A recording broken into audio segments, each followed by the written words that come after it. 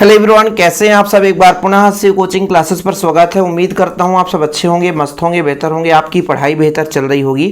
Class 11th physics में बच्चों आज हम बात करेंगे चैप्टर 5 में एक विमीय पूर्णतः अप्रत्यास्थ संघट्ट में ऊर्जा हानि का व्यंजक। काफ़ी महत्वपूर्ण है बच्चों, इसे आप लोग तैयार कर लेना, थोड़ा सा टाइम लगेगा। और आप लोगों से गुजारिश है कि जिन बच्चों ने अभी तक नोट्स नहीं लिया है तो नोट्स ज़रूर ले लें।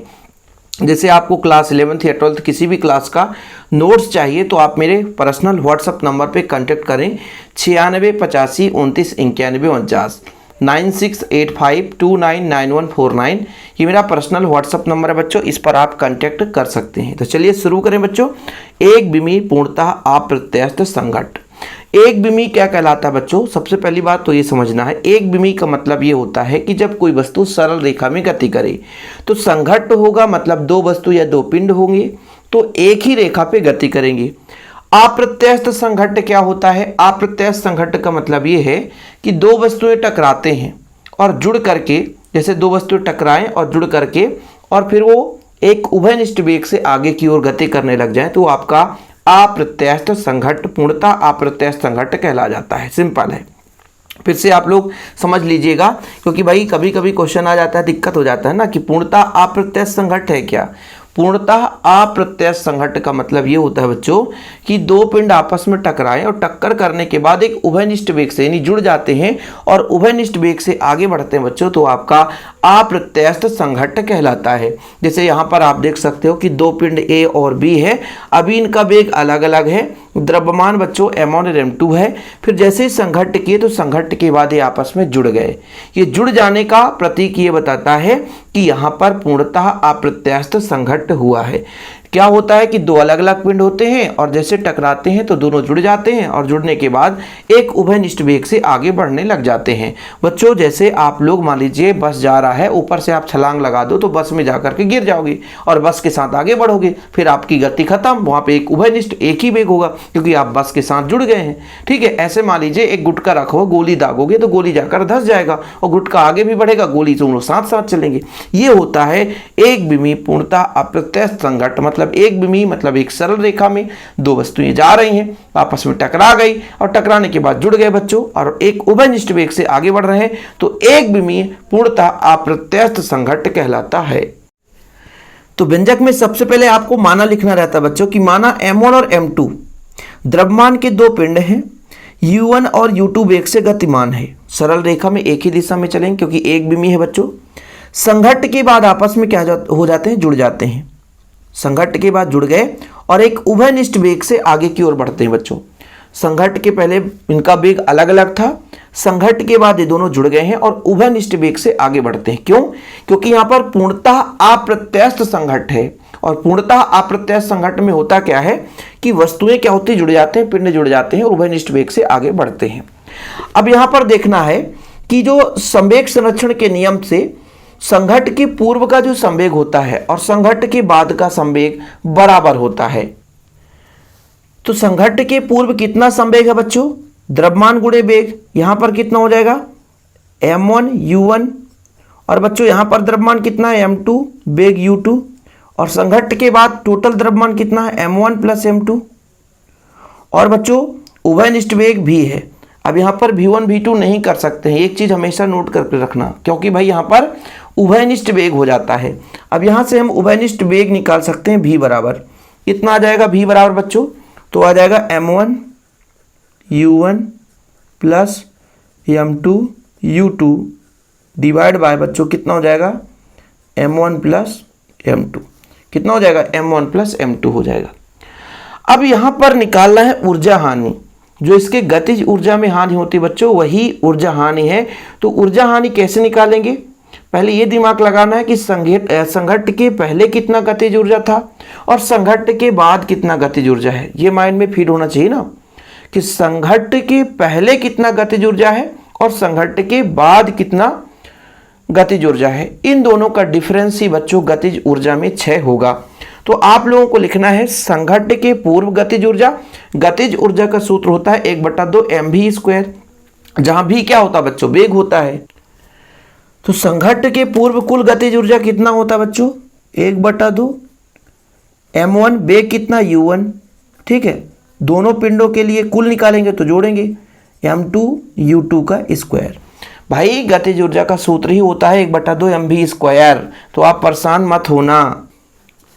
और संघट्ट के बाद कुल कितना गतिज ऊर्जा होगा, तो कुल द्रव्यमान आपका m1 प्लस m2 है ना, और वेग कितना बच्चों v, तो v स्क्वायर हो जाएगा। हम गतिज ऊर्जा का जो फार्मूला है 1/2 mv स्क्वायर, 1/2 mv स्क्वायर, जहाँ v क्या होता है, वेग होता है, जैसा भी वेग रहेगा बच्चों उसके आधार पर निकाल लेंगे। अब यहाँ पर निकालना है गतिज ऊर्जा में 6, गतिज ऊर्जा में 6, गतिज ऊर्जा में 6, गतिज ऊर्जा में 6 मतलब बच्चों हमको अधिक वाले में से कम वाले को घटाएंगे तो पहले ज़्यादा रहा होगा, तो पहले का मान यानी संघट्ट के पूर्व का गतिज ऊर्जा कितना है, m1 u1 square plus 1/2 m2 u2 square minus में बच्चों 1/2 आपका हो जाएगा m1 प्लस m2 और v का स्क्वायर। ये बच्चों आपका गतिज ऊर्जा यानी डेल के बराबर है।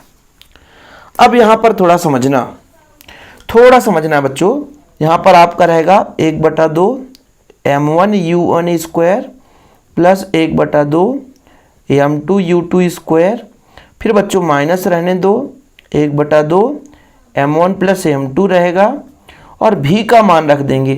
v का मान यहाँ पर ऊपर देख सकते हैं m1 u1 plus m2 u2 अपान m1 प्लस m2। देखो बच्चों यहाँ तक क्लियर है, कोई दिक्कत तो है नहीं, और स्क्वायर का तो स्क्वायर हो जाएगा बच्चों, स्क्वायर का तो स्क्वायर हो जाएगा, v का पूरा स्क्वायर लगाना है ना, तो स्क्वायर लगा दिए। यहाँ से कैलकुलेशन थोड़ा दिमाग लगाना पड़ता है तभी चीज़ें क्लियर हो पाती है। सबसे पहले अपन देखते हैं बच्चों, एक यहाँ पर m1 और m2 1 है और यहाँ पर नीचे 2 है, क्योंकि वर्ग लगा तो 1 से 1 तो कट जाएगा, सिंपल है। तो देखिएगा जनाब, यहाँ पर आपको हो जाएगा 1/2 पूरे में से ब्रैकेट कॉमन ले लेते हूँ m1 u1 square plus m2 u2 square, 1/2 common हो गया है ना बच्चों, तो 1/2 खत्म, माइनस हो जाएगा, यहाँ से 1 कट जाएगा बच्चों, m1 u1 plus m2 u2 का स्क्वायर। भाई नीचे 2 है ना, वर्ग लगा तो 1 से कट जाएगा, लेकिन 1 तो बचेगा ना, m1 m2, 1 बचेगा, 1 बचेगा, ध्यान रखना 1 बचेगा भाई, 1 बचेगा। अब इसका फिर से एलसीएम होगा, जब एलसीएम होगा बच्चों तो पूरे का आपका आएगा m1 प्लस m2, पूरे का एलसीएम। देखो यहाँ पर बटा में 1 होगा, यहाँ पर बटा में 1 होगा, मतलब कुल मिलाकर ये इसमें जाकर के गुणा होगा, ये इसमें जाकर क्या होगा बच्चों, गुणा होगा, ध्यान रखना, ये इसमें जाकर क्या होगा, गुणा होगा, तो हो जाएगा m1 u1 square plus m2 u2 square, इसका मल्टीप्लाई होगा m1 प्लस m2 से, और फिर बच्चों ये रहेगा m1 u1 plus m2 u2 का स्क्वायर। ठीक है, कोई बात नहीं, यहाँ तक चलने दो। कहानी में ट्विस्ट आगे आने वाला है, क्योंकि भाई यहाँ पर m1 प्लस m2 बाहर आ जाएगा, तो 1 अपान कितना हो जाएगा 2 m1 प्लस m2। यहाँ पे कहानी में आएगा गुणा करेंगे तो कितना हो जाएगा m1 square u1 square, m1 का गुणा इससे होगा तो m1 m2 u2 का स्क्वायर, फिर m2 का गुणा होगा बच्चों m1 m2 u1 square, m2 का इससे गुणा होगा बच्चों तो m2 स्क्वायर u2 स्क्वायर, फिर बीच में माइनस लगाकर a प्लस b को तोड़ेंगे तो a square plus B square, लेकिन माइनस का चिन्ह बदल जाएगा m2 स्क्वायर u2 स्क्वायर। ठीक है, फिर प्लस होगा लेकिन माइनस का बदल जाएगा 2 m1 m2 u1 u2, bracket लगा दो, ये बच्चा इससे कट जाएगा और ये वाला इससे कट जाएगा। ठीक है, कुछ तो कटपिट हो गया ना। अब कितना बचा भाई साहब, चलो यहाँ पर देख लेते हैं कितना बचा। तो बचा हमारा 1/2 m1 प्लस m2। ठीक है सर, यहाँ पर कितना बचा, यहाँ पर देखो m1 m2 u2 स्क्वायर। ठीक है, m1 m2 u2 स्क्वायर और m1 m2 u1 स्क्वायर। फिर बच्चा कितना बचा, -2 m1 m2 u1 u2, -2 m1 m2 u1 u2, ये बचा।